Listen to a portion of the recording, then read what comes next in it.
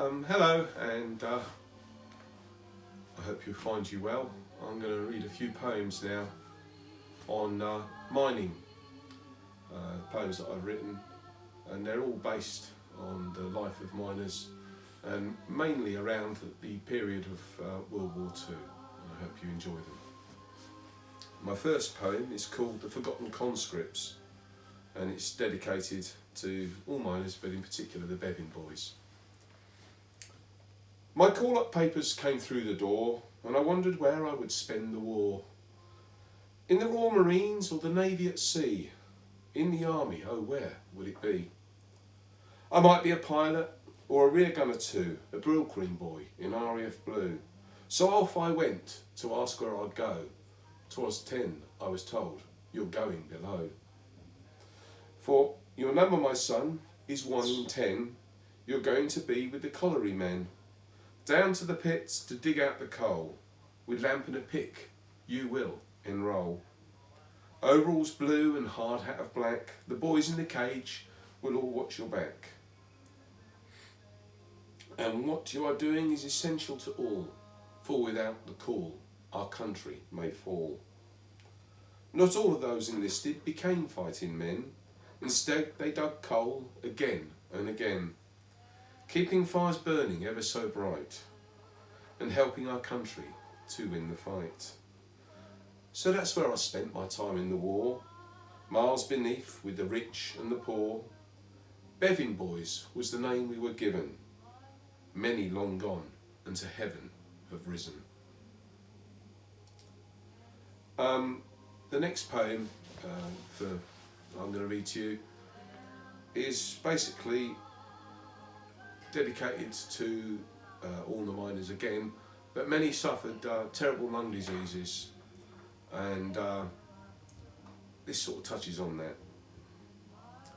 For many a year he worked down the pit, deep in the earth, in the dust and the grit, boots on his feet, just pants and a vest. He toiled each day with simply the best. They all wore a smile and had a firm hand. No finer worker would you find in this land. A miner all life and even in death, his lungs full of dust, he fought for each breath.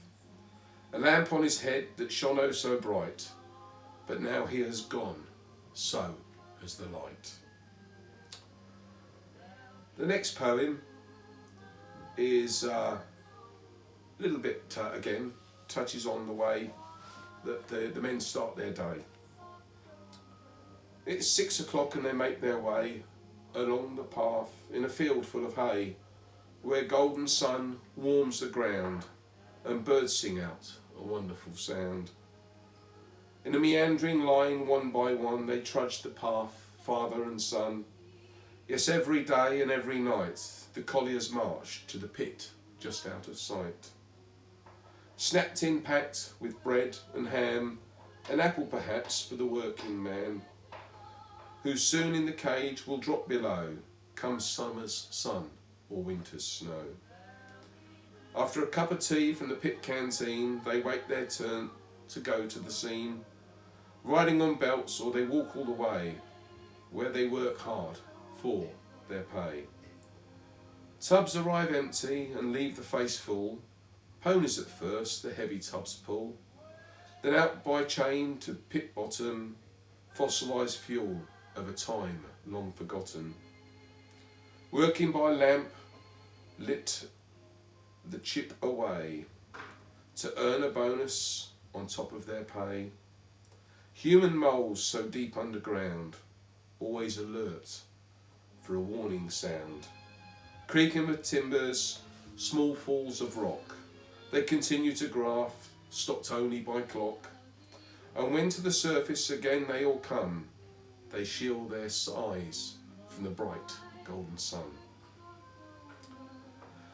The next poem is about the other person, or the other animal I should say, the creature that worked underground with them, the pit pony.